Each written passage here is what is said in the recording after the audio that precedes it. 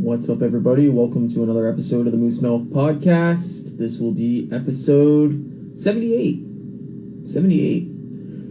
I'm your host, Ryan. Just going to wait for Matt to join us, but I hope everybody's doing well. Right at the start of August here, / very last day of July, depending on where you are right now. This will be our last episode for almost a full month, so I hope that it's a goodie. Here's Matthew now, ready to join.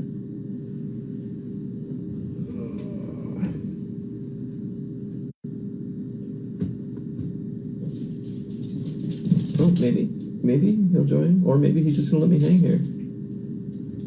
Nobody knows. Or Instagram's being a dickhead and won't let him join. Either way, could happen. Okay, give it up. What? But yeah, tonight we're gonna talk as we wait for Matt and my dog barks. We're gonna talk Jurassic World Dominion and all the Jurassic Park.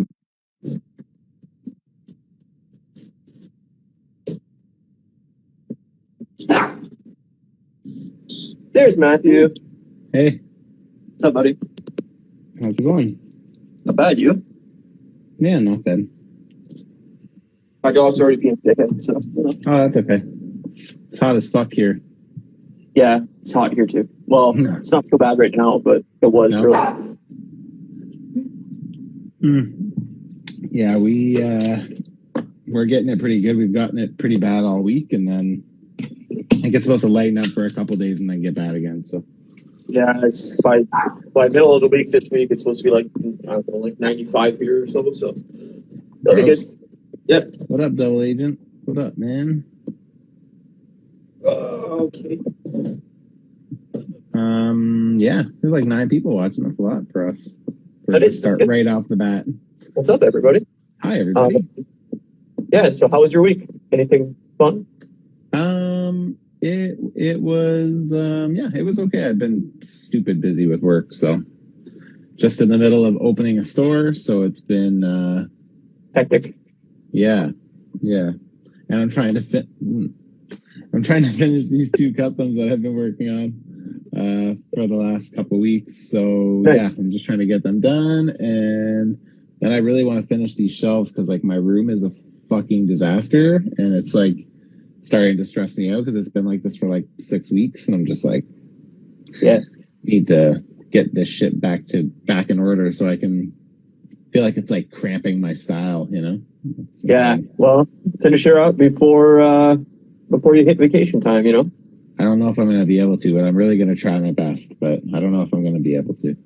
The good thing about it is I'm going on closing shifts for like the last 8, 10, 9 days before I leave. So like I'll have lots of time in the evenings to be able to do it, which is good. So I do not miss closing shifts, dude. I always offer to do them because no one wants to do them, and then I get to sleep in and stay up late, and it's like one of the few things I'm like pretty good at store level. Like, you know, I'm not a fast baker and shit like that, so when we're there, it's like it's way better that my team does that, and then I kind of just do the closing stuff because it's like I'm good at it. So I remember those days, buddy. I remember those days. Yep. Good times. Good times. Always fun. The agent said, thanks again for letting me back, and they see your Secret Santa was a definite highlight of last year and definitely strive to go all out this year. Oh, man, good. Glad to hear. Yeah, man, our Secret Santa signups are ending in 2 hours, and we've got the best turnout we've ever had. We got 55 people. Wow, that's a lot, dude. I know. It's 15 more than last year, so it's pretty good. Good shit. Good job, man. I know. I'm fucking so happy. So, well, you finally passed, 30K now on Instagram? Yeah, and all of a sudden it's like moving a little quicker. I'm at 30.2 now all of a sudden. So yeah, see, so you're getting all these new people involved, and boom, your Secret Santa grows. I like it. I actually listened to the Figure Booth podcast, the one I was on last week. Mm-hmm. And their episode was all about like engagement and like not to get caught up in the fact that if you're like your stuff only has like small amount of like likes and stuff on Instagram, because it's like not, they're kind of moving away from likes, right? Like likes aren't really important anymore as much as it is like, you know, are people saving it? Are people sending it? Are people commenting on it? It's like, that's the kind of more important stuff. Right. So yeah, it was a good little read. It was not a read, a listen, I guess, but yeah, it was, again, relevant because I'm always like, 2 weeks ago, I posted something, got like 3,000 likes. Now, tomorrow, today I post something and it's like 150. It's like, no. But I know, like, the algorithms and stuff behind Instagram and YouTube are so, like, weird and broken in a lot of cases that, like, there's people that have millions of followers and they push out a video and they're like, why did nobody watch this? Like, you know, it's a bizarre system and I don't know. It seems very broken. Well, apparently, I don't know how accurate this is, but apparently last week the top person at Instagram said that they made a mistake with pushing all of the stuff to like, so because like, I don't know if you've noticed or not, but there's a lot of like suggested like posts and like ads on the mainstream and in the stories and stuff like that. And they're talking about how pushing all the reels and stuff is like, they're basically talking about maybe going backwards a little bit on that and making it so that way kind of goes back to a semi-normal order when you're like searching through your feed and stuff. Yeah. So hopefully that actually is true. And they always try new things and sometimes just don't fix what's not broken, you know, like, I don't know. But I do get it. Even like in, again, the Figure Booth podcast, like one of the things he mentioned, it was such a good point is it's like, you know, their job is to keep you on the app. And it's like, you know, I mean, here, as gross as it is, but it's like you sit down on the fucking shitter and you like start scrolling through reels. And it's like, man, I can sit and look through reels for like 10 minutes, 15 minutes, 20 minutes, like, whatever. Right. And then it's like, you know, you don't really do that with a picture. Like you would never do that with pictures. Right. It's like, if the goal is to get you to stick around on the app, like, you can't deny that it works. Like it does work. Yeah, I mean, I'm just really like I don't want to do old school.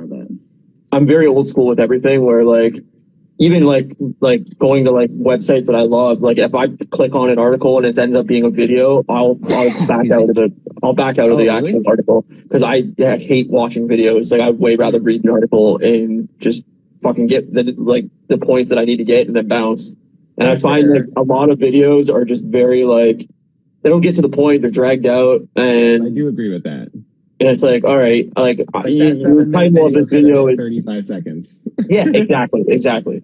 But yeah, I don't know. What did you watch this week? Anything about it? We've been watching Stranger Things season 3. We are on episode 6.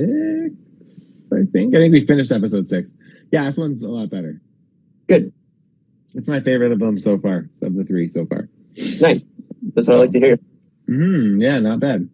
And what else have I watched? I didn't really get around to much last week, to be honest. My week was shit, so I really got into anything. I rewatched all fucking the Jurassic Park movies this week. Oh my god, you are committed. So all 6 Jurassic Park movies. I just finished Dominion before we started this for the second time. Nice. I'm ready to chat it up about all my Jurassic Park shit. I'll try to remember as much Jurassic Park Dominion as I can, but yeah, it's all good. I mean, I think we don't have to dive right into it right away, but I think it's a very mediocre movie, if not bad. So I would agree. You know, yeah, I would agree. Well, that's gonna really fuel the discussion tonight because when me and Ryan kind of talked about doing Dominion eventually, because I saw it in the theaters like a week or 2 after it came out. And then we kind of got to talking about how it's weird that Jurassic Park, the first Jurassic Park, is like, you know, this staple in cinematography and the film industry. But then there's like nothing of its sequels that even comes remotely close to, you know, playing in the same ranks as it does. Like I'm not saying that they're all bad, but like they're all varying levels of bad. Like, you know, there's a couple that are like decent, but there's nothing that could really stand up with Jurassic Park 1.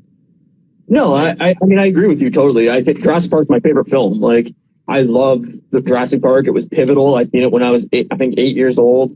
Like it was one of the first big, like, kind of adult movies I seen in theaters. I went with my uncles, and like, I remember going. My mom was super scared that I was going to be like frightened in the movie and have like nightmares for weeks. But I was like obsessed with dinosaurs as a kid, and yeah, like I seen it and I was instantly hooked. I was like, that's one of the coolest movies I've ever seen, and it's just held my imagination for 30 years. So many years, yeah.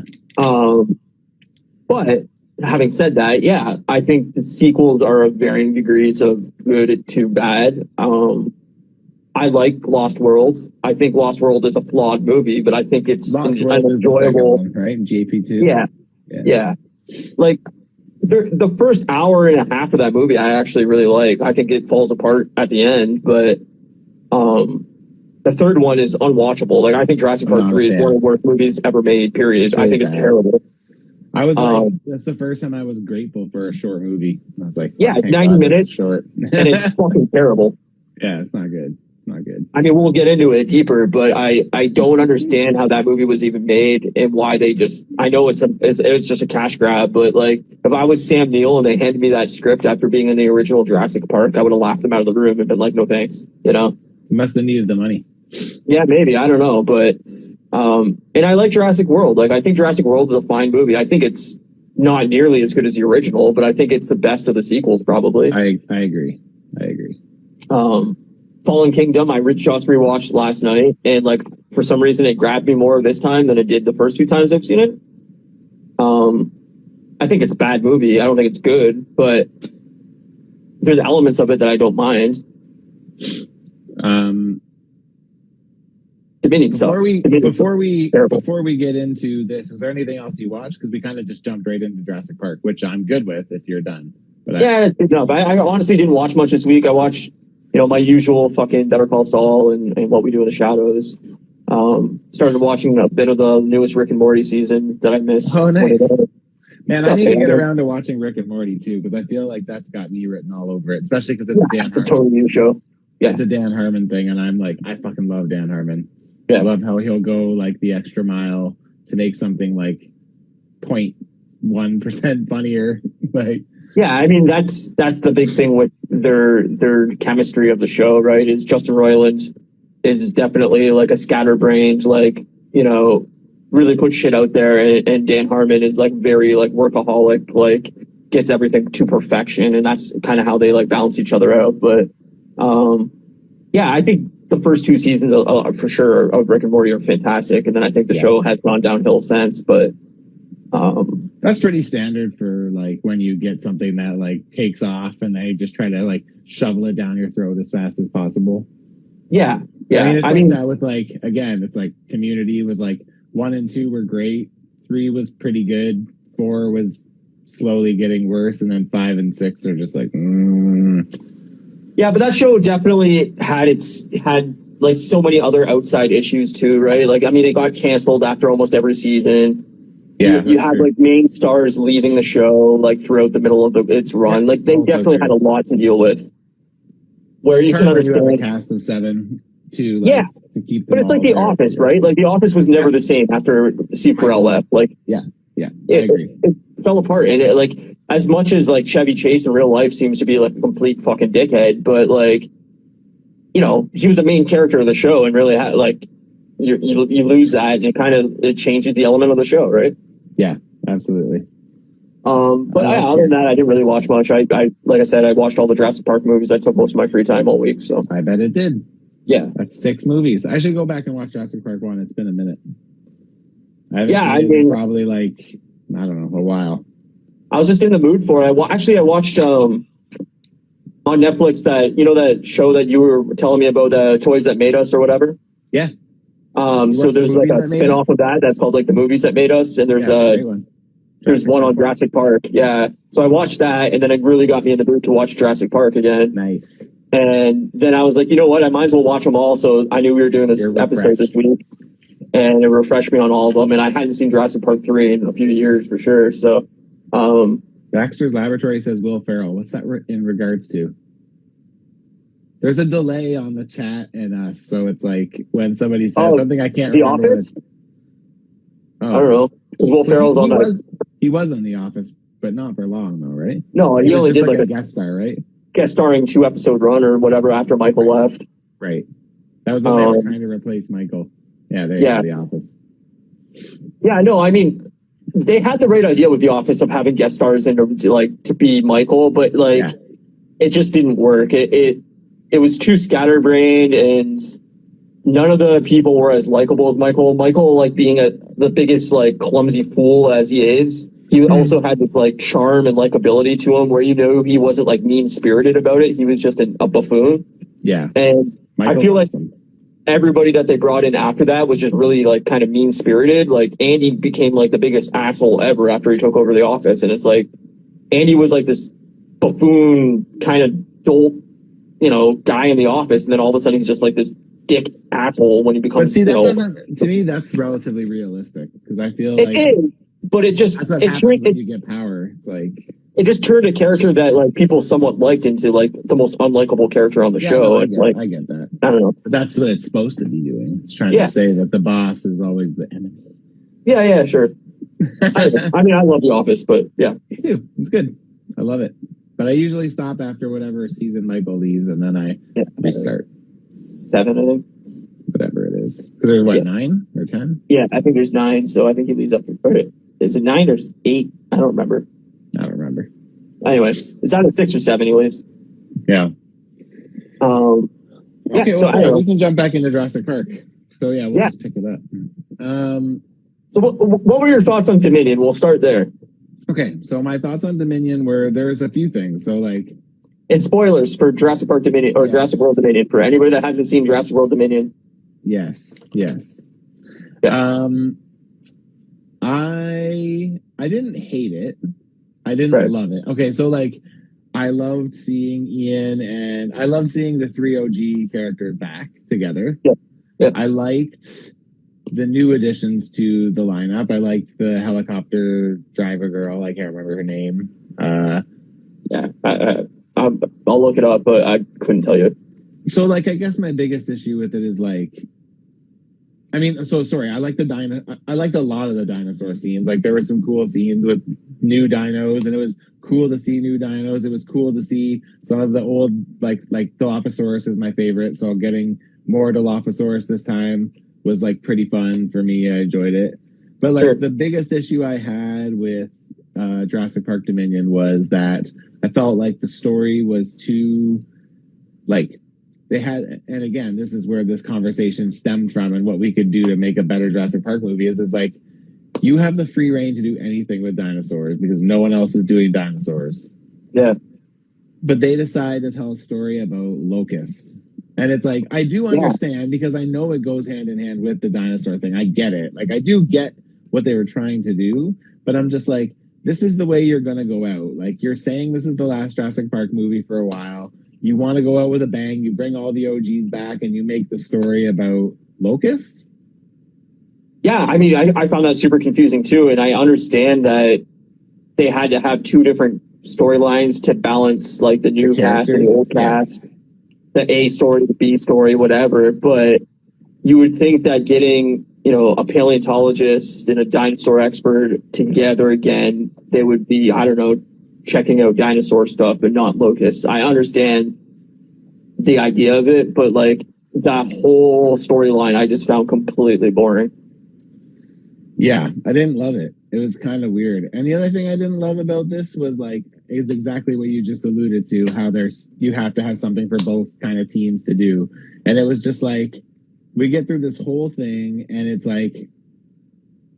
again, you don't need to kill someone to make the point, but it's they had a party of 10 and nobody dies, no loss of life.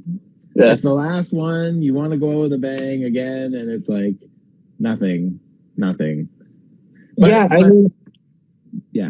I don't know how they could have really tied in both storylines together, because I really feel it has the same problem as the Star Wars new trilogy, was that they changed directors for Fallen Kingdom, and then they got Trevorrow back for Dominion, and I feel like he had to kind of pick up the story arcs of what happened in Fallen Kingdom, even though maybe that wasn't his original intention of the new trilogy, or I'm not really sure, but they had to do something with like the clone daughter and all this stuff. And I'm like, that's not the interesting part of these movies. Like, yes, I don't care about the clone daughter in any way. Like, not that the actress didn't do a fine job or anything. It was just like, this isn't the story arc that I want these people to go on. It's like, you just released dinosaurs into the modern world for the first time, really why aren't we ever. playing with that? Why aren't we playing with that? Right, and we're talking about a girl that got cloned. Like, we're talking about Locust. Like, the story in itself doesn't really make much sense because after Fallen Kingdom, they take 14 dinosaurs from the island and then they get let loose into the main world. And then all of a sudden, they're just everywhere. Dinosaurs are in Europe, they're in Africa, they're all over the planet. And I'm like, there was only 14 dinosaurs that escaped. So how did they spread this rapidly over 4 years? Like, it doesn't really make any... Fuck machines. Yeah, I guess. It's like Fuck Best 97 up in this bitch. Yeah, like, I understand that, like, that was kind of part of the thing was, like Blue the raptor had a baby without having a partner in any way because of the DNA they spliced into the dinosaur and everything like that. Do you think the baby's name was Anakin? What's that? You said, do you think the baby's name would have, or the dinosaur baby would have been Anakin because Blue had a baby? Let's hope. That's the crossover we need, buddy. That is a crossover we need. I just think the movie's a mess story-wise, and, like, I didn't find either side of the story compelling. The best part of the movie was, the dinosaur stuff. Yeah. And, like, the raptor chase, or what the new raptor, whatever, Endoraptor, whatever the fuck they're calling them now, like, through the streets of, like, fucking wherever they're at. Yeah, that was sick. Europe, is awesome. Like, yeah, so good. Seeing Pratt ride a motorcycle, weaving in and out of traffic while raptors were chasing him and all that shit, I'm like, this is awesome. Some of the ending, it was all right with like the Dilophosauruses and like stuff like that. I'm like, all right, this is okay. The new T-Rex and whatever the fucking new big bad dinosaur is that they made.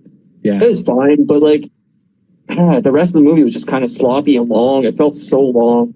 Yeah, it did feel long, especially because, like you said, both storylines were not overly compelling, and again, both storylines didn't really like focus on dinosaurs, which. Again, you get to the point where this is the 6th movie, and it's like you said, we ended the last one where it's like dinosaurs have been let loose into like a metropolitan area, and it's like why are we not, like, to me, that's how you take it to the next level. Like, that's how you have dinosaurs interacting with people, and it's weird because when you watched the previews for this show, they definitely played up that, like, that was going to be a part of it. Like, remember the skier who's skiing down the thing and she gets chased by raptors? Like, not even in the movie. Not even in the movie. And I'm just like, before the movie came out, they did like a advertising thing where they're like, here is the first like 8 minutes of the movie before it hits theaters, and they released the first 8 minutes of the movie, and it's not even in the movie. That's so weird. I didn't even know that. Yeah, it's super bizarre. Like, I feel like it got like recut after they did that or something. Like, but yeah, like what you were saying was like, okay, we have dinosaurs in the real world. What? It's like the entire Earth was like, meh, dinosaurs are running around. Who cares? Like, it doesn't seem like anybody's like fearful of it. Of like, hey, don't go into the woods. Like, there could be fucking velociraptors in there. They're just like, they're living in the MCU. They're living in the MCU.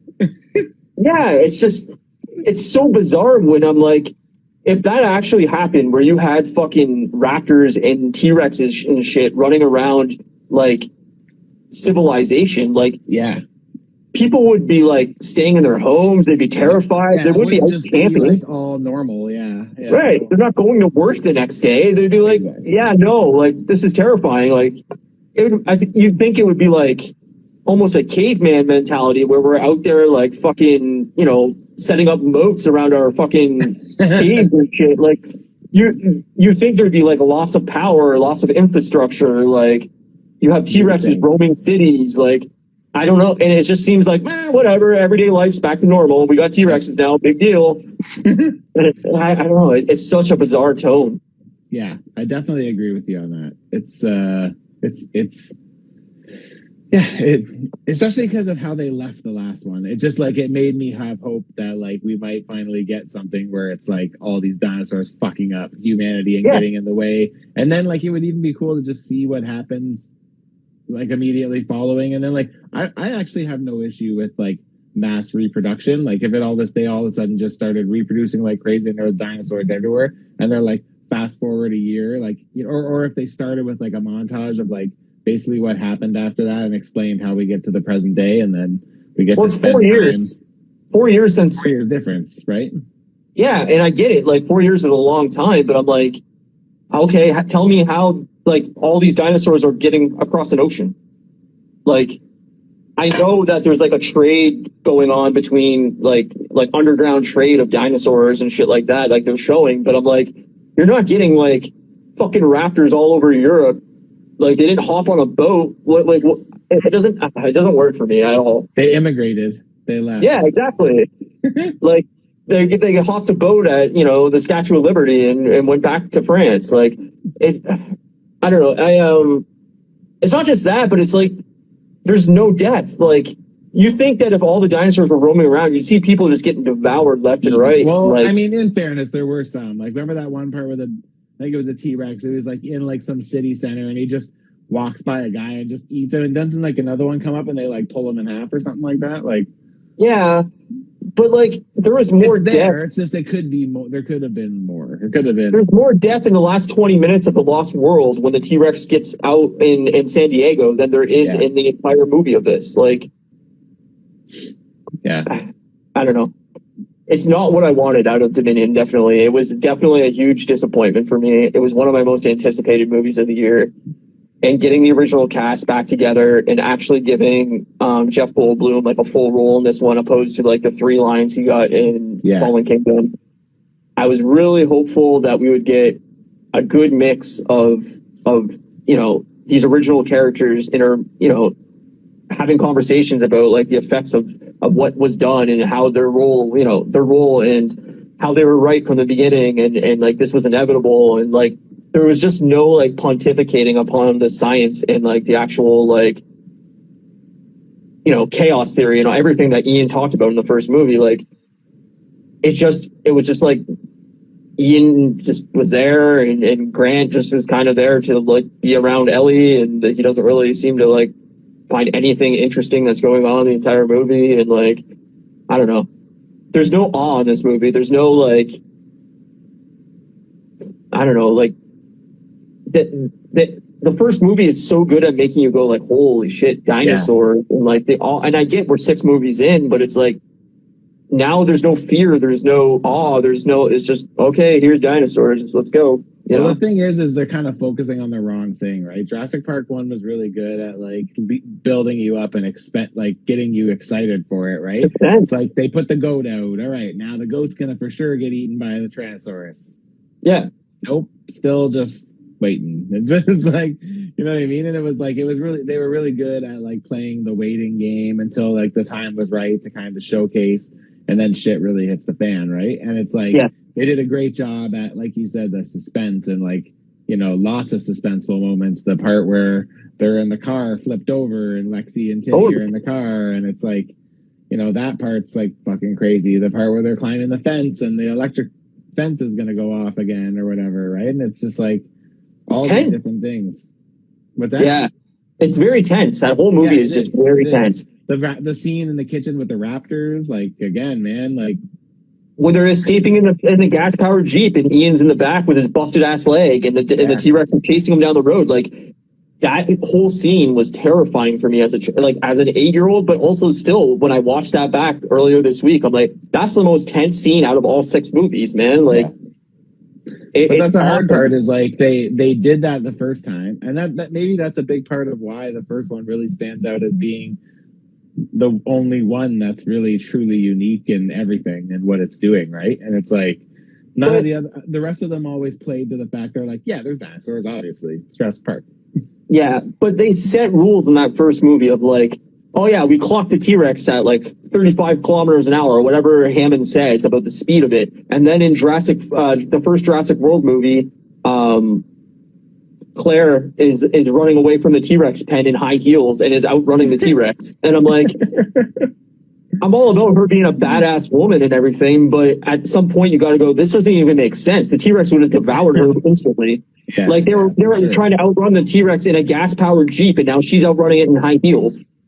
It doesn't make any sense, you know? Yeah. And it's like, I know, like, I don't know. You're right. They did so many good things in the first movie that they tried to not have to do it again in the sequels. But that's the best part about it. So yeah, it's I don't know. I think, well, we can get into other movies more deeply, but yeah, I just think the biggest flaw of this entire franchise is not using the nostalgia of the first movie in any of the sequels. Like, going back to that first island and seeing the original park destroyed and doing stuff with that, they touched on it very mildly in Jurassic World, and they touched on it again a little tiny bit in Fallen Kingdom. But then, like, destroying the island with the volcano and all that stuff, it was like a huge mistake. Yeah, I agree.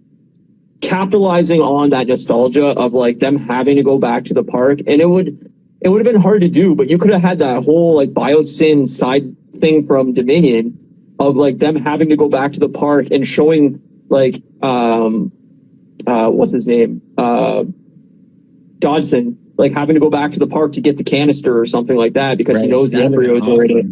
Yeah. And like them having like that could have been a whole like prequel movie or movie in between where they're like, this is what happened to get biosyn on the map, is they had to get the canister. And like they show it in Dominion in his office, like a keepsake. So obviously at some point they did recover it. Grabbed it. Yeah. So like that should have been a story arc of like, oh, like after Nedry died in the first one, like biosyn had to go to the island and recover that canister to have any future as a company, even though InGen was like crumbling anyway. They needed that technology. Yeah. And they just never do it. Like they never go back to the park. You never really see the iconic moments of like going back to the Jeep area or going back to, the main, you see like they do it once or twice very quickly, but it's not enough. It doesn't play on your nostalgia. You don't get to spend any time in that world, right? Yeah. You don't get to explore and wander around and see more stuff that you recognize. Yeah. So, it's just, it would have been cool to see that, but yeah. I know you just, you don't want member berries the whole time, right? And like we said that for Boba. The Star Wars stuff is like, you just don't want member berries left and right. But for this, when it's 20, 30 years later after the first movie, you could have played with it a little bit, Yeah. Well, the thing is I find it weird that they haven't been able to do a really great sequel for this, especially because we're living in the age of like, nostalgia-based sequels where they're like, we're soft rebooting this and whatever, right? And it's like, they're doing that like crazy right now with so many different properties, and it's like, how have we not gotten a awesome Jurassic Park movie? Like, I just don't get it. I don't get it. Like, well, especially with like Halloween, how they soft rebooted Halloween and basically pretended that all the sequels don't exist. This is a direct sequel to the first one. Sequels to the sequel of that one that they did, right? So, and I think that's inevitable almost for Jurassic Park, is that they're going to eventually say, okay, none of the sequels count. The first movie, this is a direct sequel to the first movie. I would, in my like perfect vision of this, I would say, like all these, Grant and Ellie and all them, they're going to be in their 60s as actors or whatever. Like, so you're probably not going to bring them back, but it'd be cool if they brought back like Lex and Tim. Yep. As adults. Yep. That would be amazing. That'd be awesome.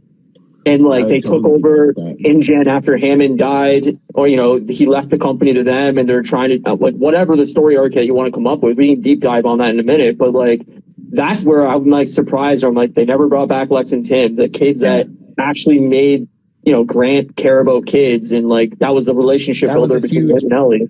And that was a huge piece of of his character, right? Was the kid thing, You think he would have been like keeping in touch with them? Yeah.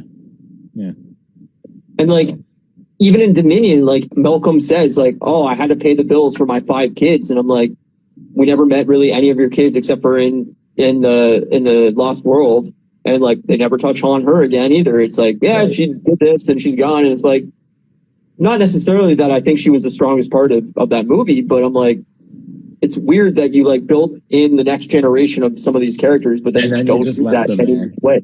Yeah. Yeah, that is weird. That is weird. But again, I think a lot of that goes from just not having an overarching vision too, right? Like, you know, I think that's really like when you look at things like the MCU, that's just like this big story. You know, the reason why they're so successful in application is that they have someone who's like plotting it and like, you know, making sure that everything falls where it's supposed to get the best out of your storyline. Like, and even when they have someone who's good at doing that, things still slip by, and you know, they make changes at last minute because, you know, it makes sense for the story or whatever. But, you know, having no overarching idea of where the franchise ultimately wants to go, like, you know, it kind of hurts it, right? I think the smart thing would have been for Dominion, at least, is to get Spielberg to direct it. Yeah. And said, like, hey, you started this fucker off, like, let's end it with you directing this. Like, we'll give you whatever budget you want to do, write the story, tell us what you want to do, and let's do it, you know? And not that Colin Trevorrow did a bad job with it or anything like that. I think his directing's fine. I think it's a story that needed massive amounts of work. And, I just, like, I don't know. I find it very, very confusing that this is the direction it came to and this is where it ends. And like, I don't know where you go from here. If they plan on doing a 7th movie without rebooting it, like, I don't know what you would even do for that 7th movie. I agree with you. It's just weird. It's just weird. And for anybody who is basically getting their info on this movie from us and hasn't seen it, the locust thing we're referring to. Oh, so there you go. Easy to read names. Just said Jurassic World had crickets be the main villain in the last movie. Yeah. So that's it is. It's crazy, right? Especially because there's so much more. There's so much more you could have done, but you're right. That's exactly it. The problem with this, and even worse is like, you know, the main overarching threat and issue in this movie is locusts, but yet the story is very similar to like other Jurassic Park stories. They're gonna break in the facility and whatever and try to bypass the dinosaurs because they, you know, whatever, the car, something breaks. I can't even remember. It's like so unmemorable. But it was just like, again, so many of the same scenarios we've already had before. Yes. And hack the computer, reroute the power, fucking, you know, security systems. Characters have already done this. Yeah. And like, except that the difference is now we don't even get to have the benefit of having it happen with dinosaurs. Instead, we're dealing with locusts who are eating crops. And like, again, don't get me wrong. Like, I'm not saying that storyline doesn't have a place. Like, I feel like that's a cool thing to kind of allude to be like, we need to do this because if we don't, this is what could ultimately become a problem.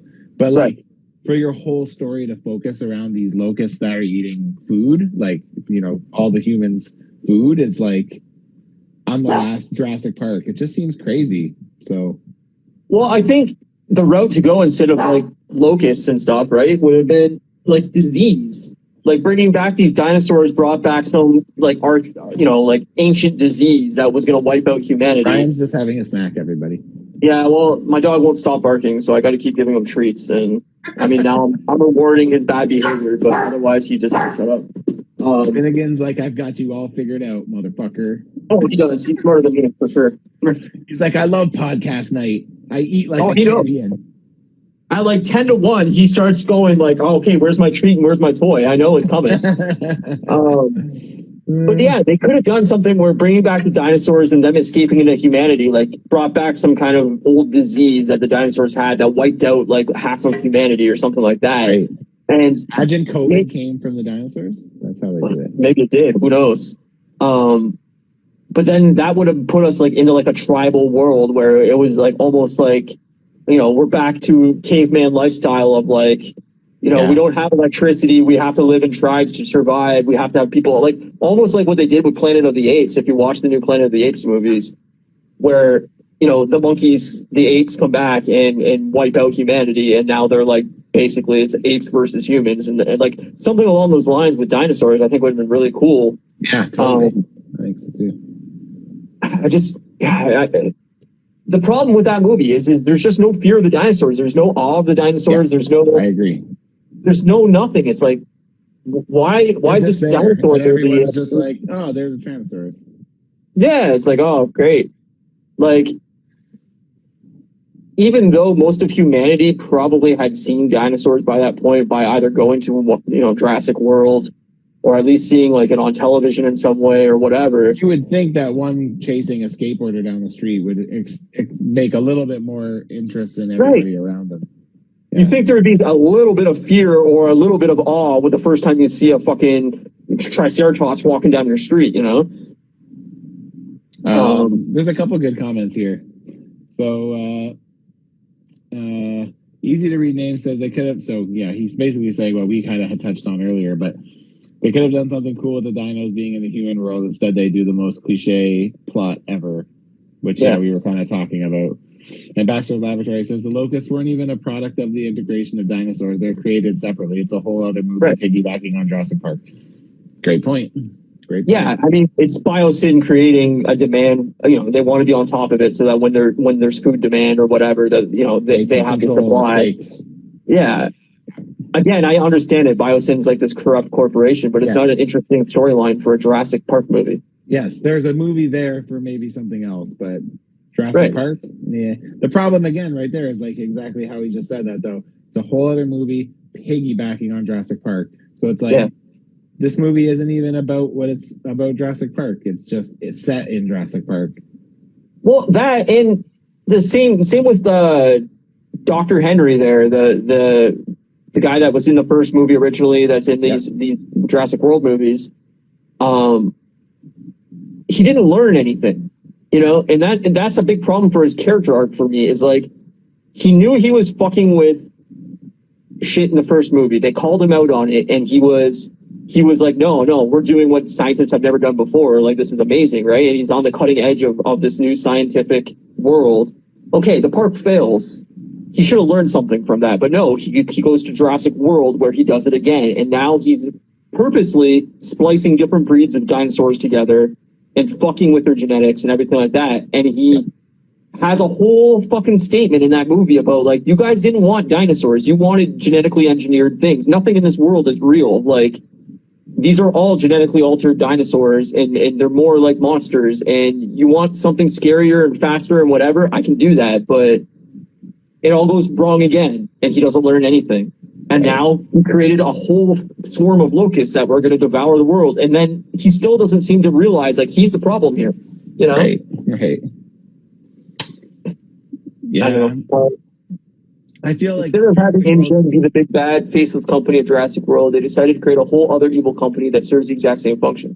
Well, that's because in the book, I mean, Biosyn is in the original movie, and I don't know if they're directly called Biosyn in that movie, but that's what Nedry is stealing the embryos for, is Biosyn. And in the book, it goes into very, very deep detail about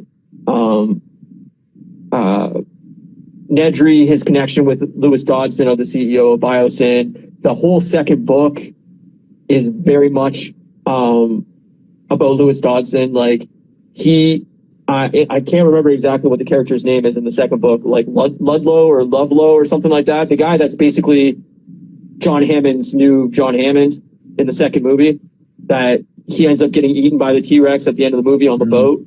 Yeah. He's not in the book. Like, he's a made up character for the movie. That whole story arc is actually Lewis Dodson in the book. Oh, interesting. So that movie got changed, like, dramatically, like, from the actual source material. Like, a lot. There's similar. Very different, though, right? Even I heard Jurassic Park even is quite different from its book. I've never. It is. It has the same basic storyline, but the first book, like, John Hammond is like a dickhead. Like, John Hammond is not a nice old grandfather in that book. Right. He's kind of full of himself, and he doesn't see, like, he doesn't learn any lessons. He tricks What's Grant that? Nelly. Doesn't he trick Grant Nelly into coming there for other purposes? I haven't read it in a few years now, so I'm kind of hazy. I don't think so. I think he does bring them there to sign off on the part, just like in the movie. But in the book, like, Hammond dies in the first movie. He gets eaten by a T-Rex, I believe. Compies. Or it's Compies, yeah, you're right. Yeah. Which is what happens to someone in this movie. I can't remember who, but they do that in the second movie with a completely different character. Right. That he gets eaten by Compies. But like, there's a whole segment of the first book where they go into the pterodactyl cages and everything like that. They put that in the third movie, but that's actually in the original book that they left out. Glass like rolling orbs in Jurassic World that they go into as one of those rides. That's part of the first book. Oh, I didn't know that. The riverboat ride that you see like a bunch of people going down the river and there's stegosauruses on the side in Jurassic World. That's from the first book. Oh, that's pretty cool. They just didn't use any of that in the first movie because obviously they were going for, in the movie, like this park was still in construction and it wasn't finished. It was future attractions that weren't finished. And Jurassic World kind of goes, well, this is the finished product that we would have got if Jurassic Park would have got there. Yeah. Right. Which is a cool idea. Like, I think Jurassic World's actually a pretty smartly designed movie outside. I think most of the cast is just unlikable in that movie. And I think that's his biggest problem. I think you hit it on the nail on the head in that the reason why Jurassic Park 1 is so cool is because it's something we never saw before.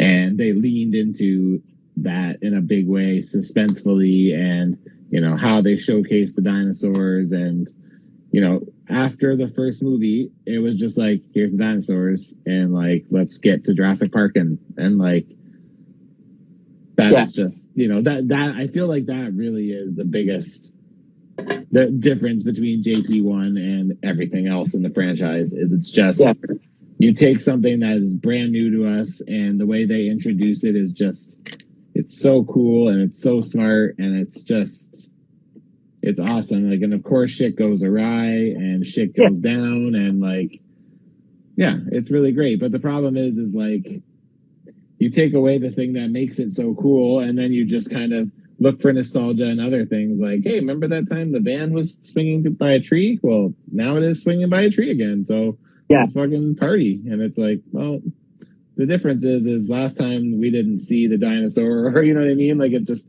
it was all new, right? And it's just, the second, third time you see the strings behind the scenes, you know, it's not an original thing. Like Easy to Read Name says that the pterodactyls were originally going to be in the second movie.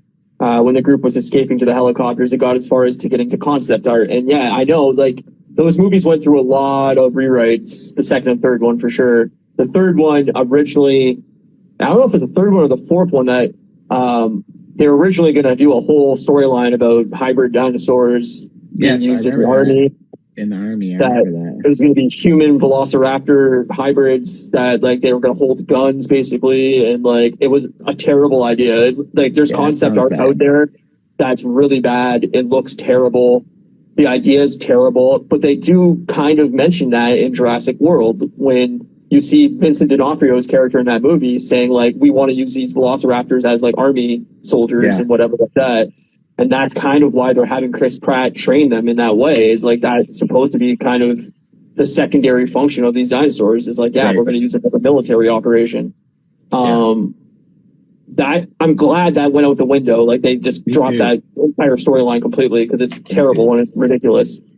But they kind of keep like the laser tagging of enemies and stuff like that with the velociraptors. They keep that element of it, which I think is silly too. I mean, I get it, but also it's fine. But like, the problem is like you make them out to be so smart, and then you're like, "Ooh, a laser." And like, I don't know, like the whole storyline with Blue the Raptor and everything like that. Like, I mean, I like it. You want that like cute character that's like, oh, like human, you know, love dinosaur love human. It's cute, but like. The fucking velociraptor, dude. Like, come on. I can't get behind that one. See, to me, that was the biggest thing with Jurassic World to me is like there was a lot of stuff.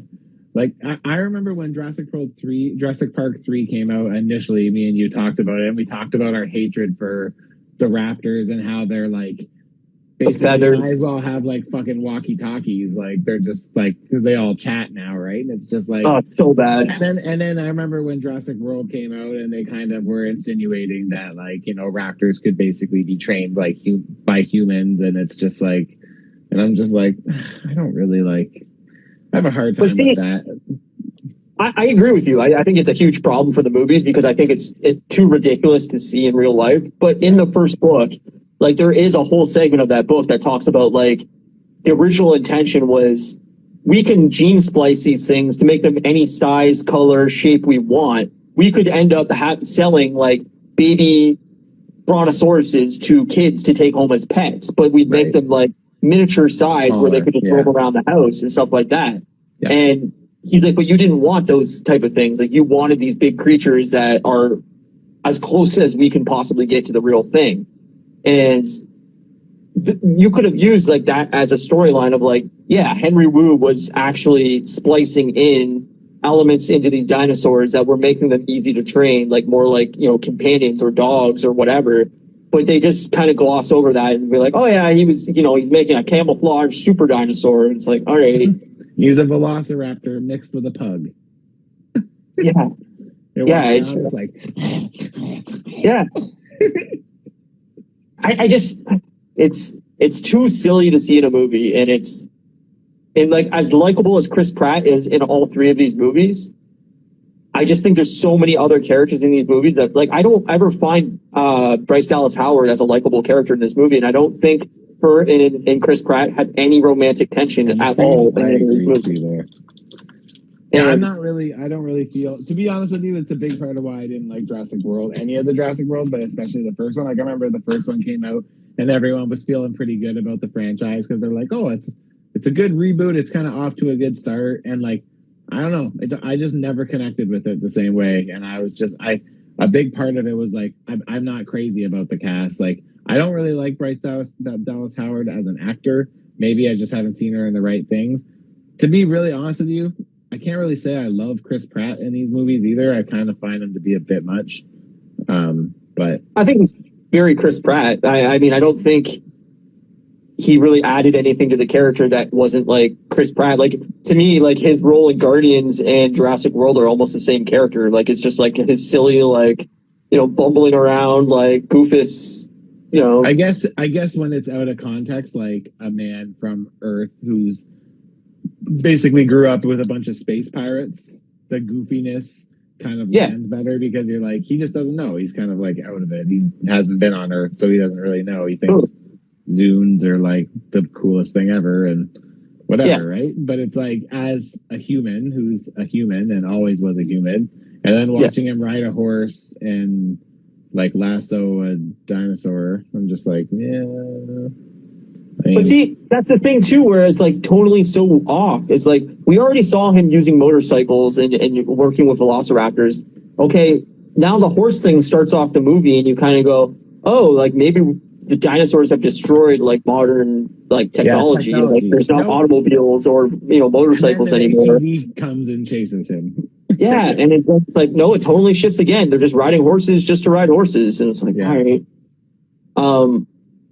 I'm not seeing any comments, so if there's any comments, I'm missing them. Sorry. Yeah, no worries. Gigashock 237 says started good, that been getting to falter, and then Easy to Read Name says Chris Pratt plays himself in basically all of his roles, and yeah, I agree. It reminds me a lot of Star Wars, honestly, though. Like we have the original trilogy, and then they came back, and Episode 7 was a very much, hey, we were doing Episode 4 again. And Jurassic World is very much the same thing, where it's like, hey, this is what would happen if Jurassic Park opened. It's the same movie, except not, right? It's a little twist on it. And then it completely falls apart. And Episode 8 was garbage, and Fallen Kingdom was garbage. And then Episode 9 was garbage, and so was Dominion. Like, I think they just needed to not rush these things out and be like, hey, okay, we got a new franchise. Let's put a movie out every 2 years on the dot. We cannot miss a year. We need the money. These movies are going to make $900 million. Let's fucking get them out one after another, instead of actually going into a writer's room and going, let's fucking hammer out an awesome story for this movie. And if it takes 5 years, that's fine. And it takes 5 years. It takes 5 years. Like, we didn't need 3 Jurassic World movies in the span of 7 years or 6 years. It didn't need to happen this quick. Yeah, it's I agree. I mean, but I ultimately think, you know, like we were talking about earlier, like I ultimately do think that the reason why we've never got a comparable Jurassic Park 1 sequel is just like because all the excitement about it is gone. But that being said, do you think that they could go and do another Jurassic Park movie now and basically bring that back. Like, I feel like you still could, even though we've seen the dinosaurs, we know how they interact, we've seen them play tug of war with each other with a human, we've seen them we've seen them fuck shit up. But like, do you think there would be room to have another like what if they did a Jurassic Park movie where, you know, they were being hunted by dinosaurs and they were having to try to escape, and it was all like, you know, crawling around in the dark trying to whatever, and like bump into a raptor or bump into, you know what I mean? Like, yeah, almost Predator like, you know, like, yes, exactly what I'm thinking. Yeah, I agree. Like, if I honestly, if I was to go to the studio right now and say, all right, this is what you do to reboot Jurassic Park, I would say, forget all the sequels right now. This is a new sequel to the original movie. Pretend all the other 5 don't exist. This movie starts off kind of similar to the Lost World book, where Lewis Dodson is going back to the island to recover the canister dropped by Nedry in the first movie. You get a team of him and a bunch of fucking, you know, whatever, elite guards or whatever the fuck you want to do, military guys, whatever. It's very Predator-like. They're in the forest. They're getting destroyed by dinosaurs left and right. You're going through remnants of the old park. You're seeing callbacks and stuff. Like, you know, you could put this a year after the first park dies or whatever. Like, yeah.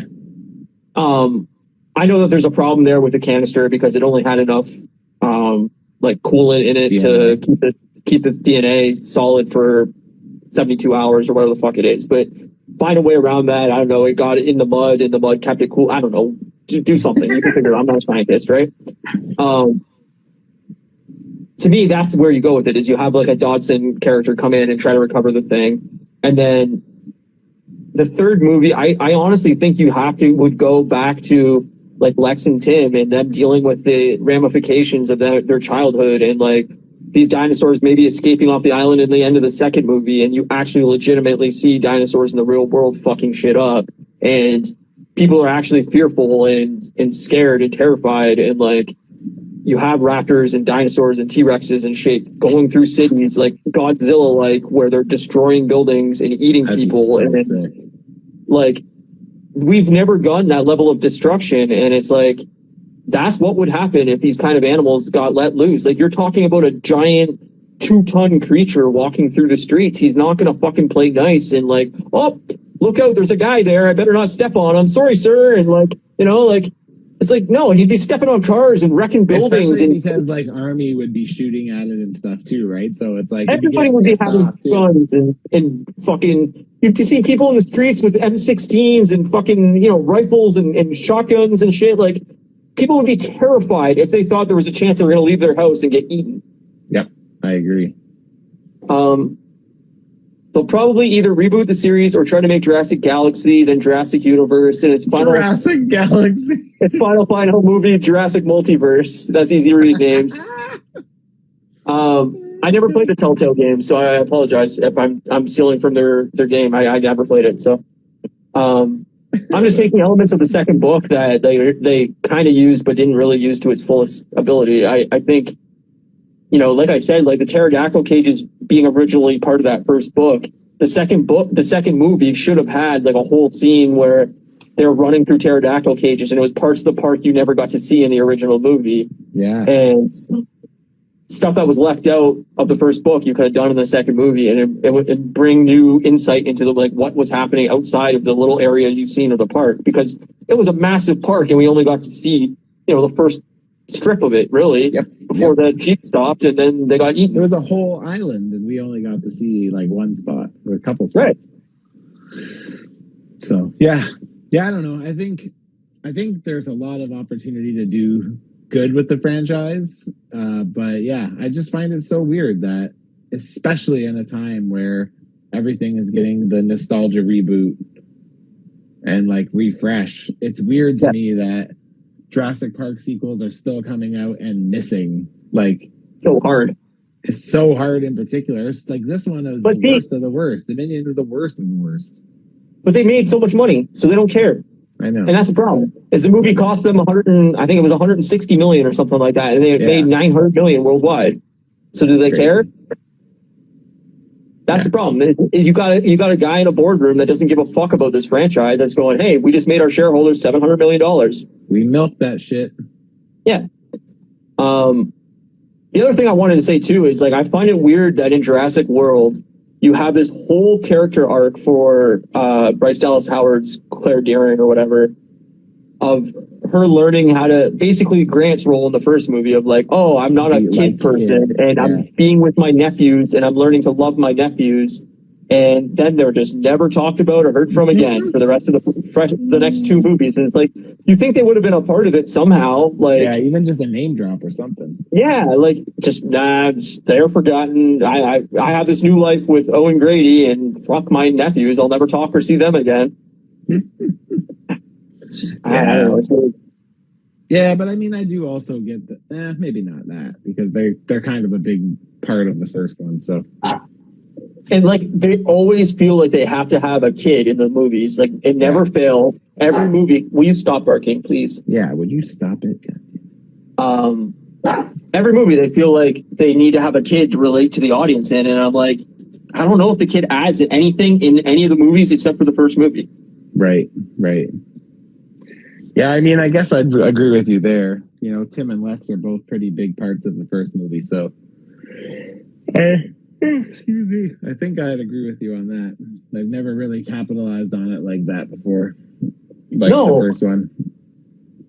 And I don't know, like, or even Ian's kids, like, I don't know, or Ian's ex-wives, like he's always talking about how many times. Lie to you? I didn't even remember that Ian had kids. So, well, that's how unimpactful it was. Well, the second movie, the black girl in that movie is supposed to be his daughter. Oh. Yeah, but like in Lost World, what's her face? The girl that plays his like girlfriend in that movie. Dude, I don't know. Julianne Moore. She plays his girlfriend in that movie, Sarah Harding, right?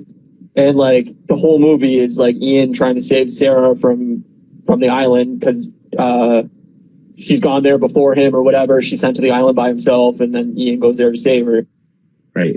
That's never talked about again. You think that would have been a part of any of these movies? Is like, nope, she never heard from or talked about again. Like, I don't know. I just find that they bring in these characters as like you're supposed to like them, and then they're just like, yeah, fuck it, drop them for the next movie. We don't need them anymore. And like, well, the problem I know, is like, you don't have nostalgia for Ian Malcolm's wife. You have nostalgia for Ian Malcolm, so it's like. You do, but I mean, she was a huge part of the second movie. She was in the entire movie. Yeah, I guess. Like, so was fucking Vince Vaughn, right? Vince Vaughn's in the second movie. He survives. Never seen from or heard from again. Nope, he was like, "I'm out of here, son." Yeah, hold on. Here. Okay. Yeah, I don't know, but Dominion was really bad. I was pretty disappointed by it, and yeah, I'm happy they're going to take a break for a little bit. In fairness, I am not really a hardcore Jurassic Park fan. Like, I didn't even see the last Jurassic. I saw Jurassic World 1 kind of shortly after it came out. I don't know if I saw it in theaters. I think I might have. But I definitely didn't see Jurassic World 2 in theaters. I actually didn't see Jurassic World 2 until... It was like probably a good year and a half until after it was out. Like I waited a long time because I just didn't really care, and I heard it was bad, and I was like, probably isn't going to be for me, and it wasn't. Well, this is the first one I didn't see in theaters since Dominion. This is the first one I've seen in theaters in a bit. I guess not really. I guess this is probably. I think Jurassic World 2 is the only one I didn't see in theaters. Seen it twice. Damn. Yeah, it's like one of the only movies I've gone to twice in theaters. Is it because you went with one friend group and then another? Is that why? And I love that movie. When I was a kid, I thought that movie was fucking amazing because I just loved the idea of a T-Rex roaming through a city and like drinking out of a person's pool and like eating their dog and stuff. I was like, this is badass. The only decent thing from Jurassic Dominion was that it brought Alan and Ellie back together.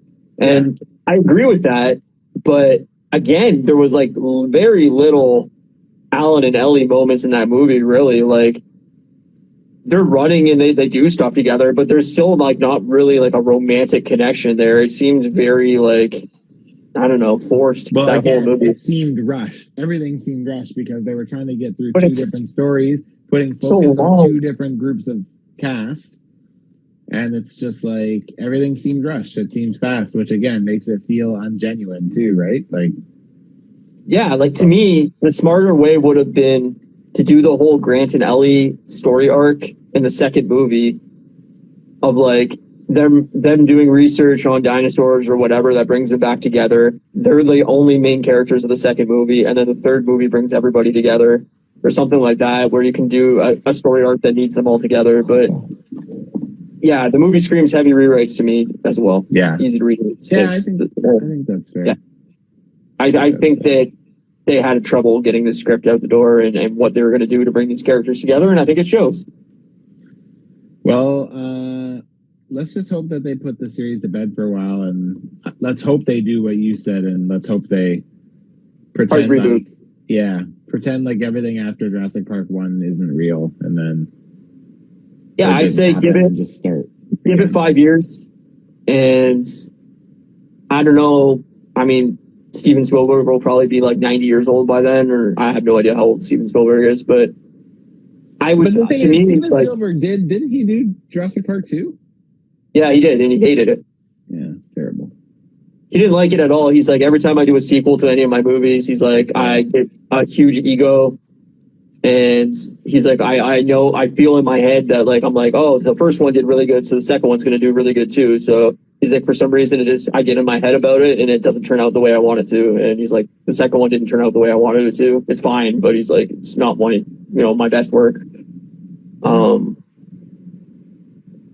I would agree. I mean, I think the second movie's fine, but I think it falls apart from the gymnastics scene on, And I don't remember that much of it. I remember it's been a long time since I've watched Jurassic Park 2, I think. You should rewatch it. Honestly, like, the whole trailer scene's awesome. The two T-Rexes fighting, and it's great. There's a lot of good tense moments in there when all the people run through the tall grass and the raptors are just devouring people. It's fucking great. That's a cool part, yeah.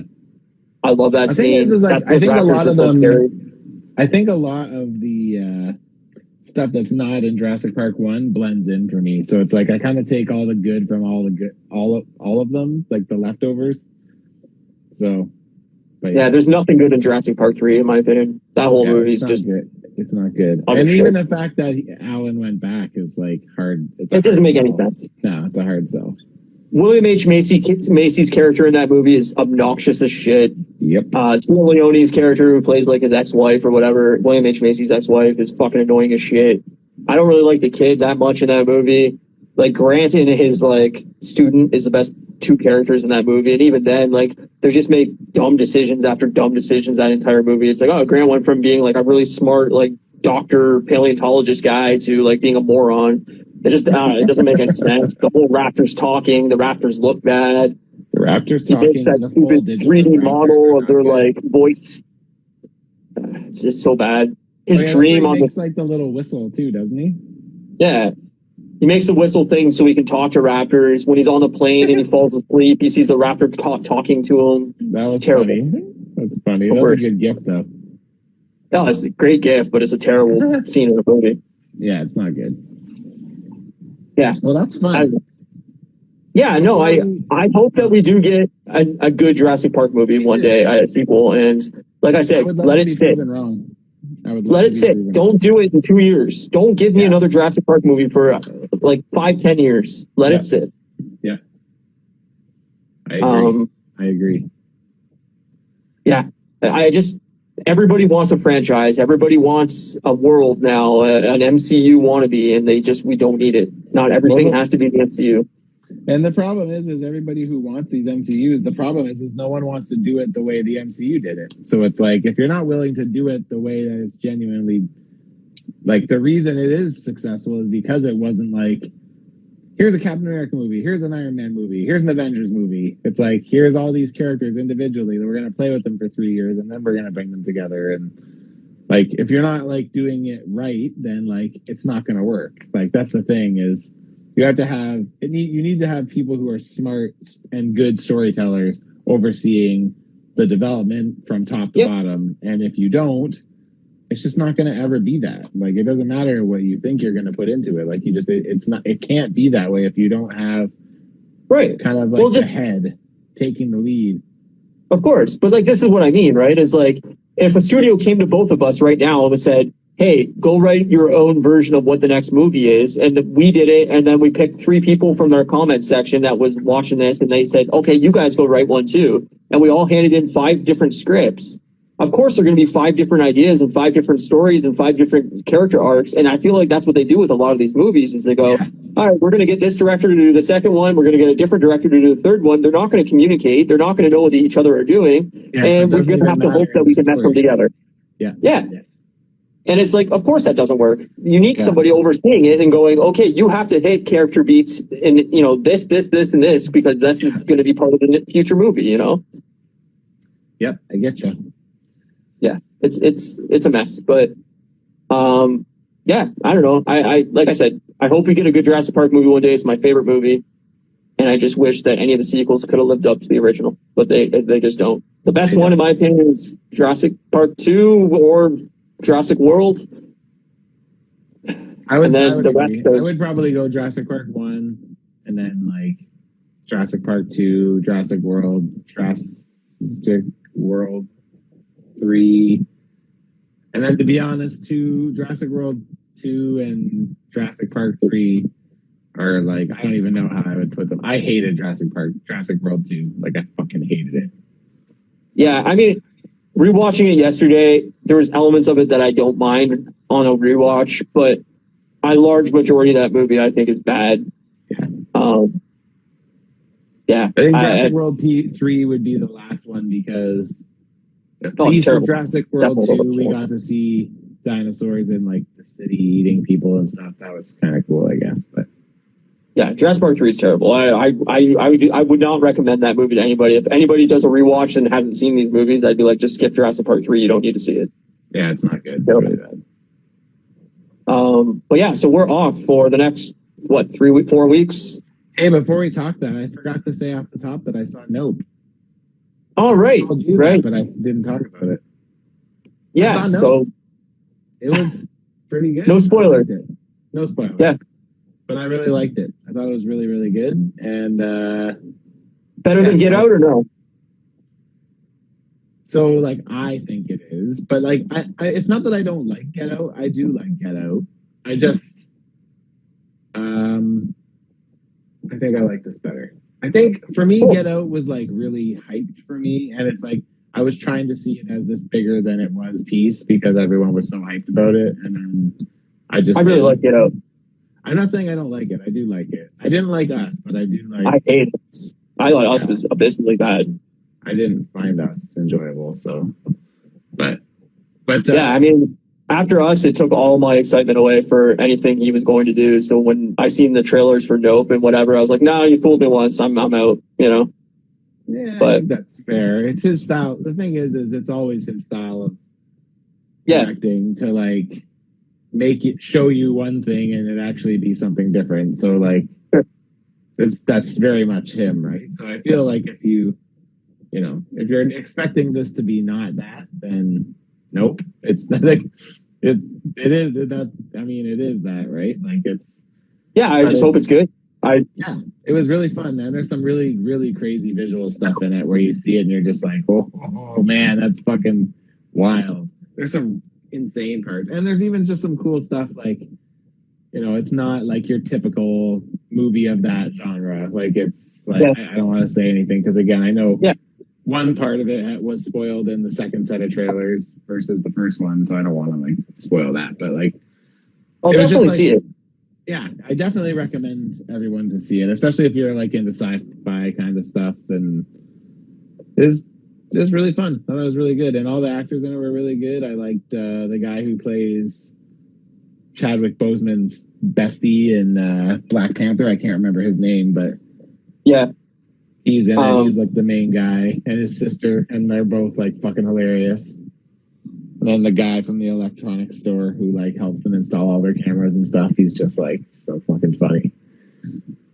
Yeah, when it comes out to like Netflix or streaming or whatever somewhere, I'll definitely watch it. I'm not going to theaters to see it, but yeah, I'll definitely check it out when it's available. Nice. Yeah, I liked it. It was good. It was very good. I'm glad you liked it. That's good too. Oh, good. Yeah, so we won't be back actually until August 28th. It's a long break. Sorry. A long break, but Matt's doing some traveling and I am also doing some traveling. So, it just doesn't work out for the next 3-4 weeks. So we will be back August 28th. And I may do a small, like, little Lego stream or something in between now and then. Maybe do some video game streams, something, I can do on my own. But there won't be an actual numbered podcast until August 28th. It's a Sunday. We'll come back and we'll do She-Hulk episode 1 and 2. Yep. And then weekly after that, we'll have She-Hulk and Andor until November. And then November, the second week of November, Andor ends and Black Panther is that Friday. So we'll have Black Panther the following week after that. So we will have an episode every week until like middle of November for sure on something to chat about. That's dope. I like that. Yeah. And actually, this is a good time to have a break anyway for summer. There's nothing, no shows airing right now. There's no movies coming out that we really need to discuss. So yeah. Well, I mean, couple week break, no big deal. Be able to do one next weekend, but unfortunately, the store that I'm working at we open on Friday. So So because we open on Friday and I'm going to be closing every night once we open, that creates an issue because I don't get home till probably 11:30. So yeah, the time difference is brutal. Doesn't help, that's for sure. No, like I said, it's all good. I know that Prey movie, the Predator sequel or whatever, is coming to Disney Plus. Oh, I need to watch that. I think that's next week. Yeah. So we got that to watch. Did you read that? They're saying that it's like probably the best Predator since the first one, which I know is not hard to do, but yeah, I mean all the Predator sequels are pretty bad, but yeah, no, I heard it's great, so I'm really excited for it. Me too. I like the idea. I think it's a interesting idea to take it like back in time and have them hunting. It's on Disney Plus August 5th, so which is also so weird that it's going to be a Disney. Yeah, Plus well, release. I guess Baxter's Laboratory is saying it's on Hulu in the States, so there you go. So Canada, it's on Disney Plus. In the States, it's on Hulu. Nice. Elsewhere, I can't help you. I don't know. I don't know what England does. Yeah, I don't either. I think they have a similar setup as us. Maybe it'll be on Star or something. Yeah. But anyway, yeah, so we'll be back August 28th. We'll do She-Hulk, and then we'll be weekly again after that till at least November, December area. So a little bit of break, but we'll be back, pretty regularly after that. Hot and heavy with 2 frothy mugs of moose milk. Oh, yeah, we should give our moose milk rating on Dominion. Oh, yeah. What is your moose milk rating on Dominion? 2 shattered glasses, no milk. That sounds about right. Yeah, it's not very good. So no, there's a puddle of milk underneath the broken glass that you can lick up like a cat if you really wanted to. It's a glass of moose milk filled with thumbtacks. Yeah, it's just not good. Not what I wanted. It's a bad movie. Yeah, it was pretty bad. I agree. All right, so if you're not following us, follow us at Customs by Matthew on Instagram or at Moose Milk Media on Instagram. You can go over to our YouTube channels and subscribe there. Our links are in our profiles, and if you want to get the podcast on podcast services, you can definitely do that. It's audio only, obviously, but you can subscribe there as well. And our beautiful mugs. Yeah, beautiful mugs, and this dog, this silly dog. I mean, the dog is pretty cute. It's probably our saving grace. I'm really being honest. Yeah, the only reason anybody watches this is this guy. They're like, look at that cute dog that doesn't stop barking. Yeah.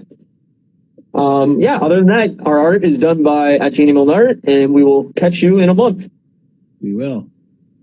All right, bye, friends. Thanks to everybody for in the chat. Thanks, everybody. Have a good one. Farewell. See you, dude.